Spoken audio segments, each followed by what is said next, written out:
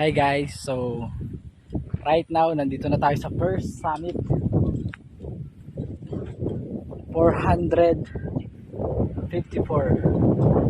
So yan yung taas niya, Duhatan Ridge. So eto, kasama natin ngayon si Kuya.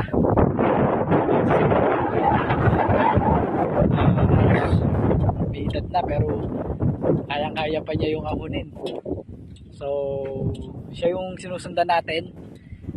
Napaka-importante na kapag ikaw ay aakyat ng bundok, may kasama kang tour guide para siya yung magiging gabay mo sa pag-akyat mo sa tuktok. So siya yung magtuturo kasi siya yung nakakaalam. Kailangan lang natin gawin is sumunod sa kanya, sumunod sa kanila, makinig sa kanila kasi sila yung nakakaalam ng daan.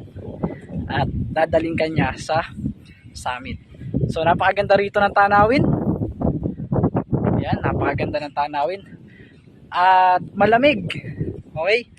So ang oras natin ay 8:20 ng umaga. Dapat maaraw na pero malamig yung hangin. No, para ka nasa Tagaytay, para ka nasa Baguio. Ganun yung lamig niya. So ngayon nagpapag. Yan. Okay? So guys, wag kang papayag na sa susunod naming akyat ng bundok hindi ka kasama, sa susunod na camping or sa susunod na travel dapat kasama ka na. Okay? So masaya ang umakyat ng bundok. Masaya kasama namin yung grupo. At mas masaya siguro kapag kasama ka. Pero masaya pa rin kahit wala ka. Pero mas masaya kapag kasama ka. Alright?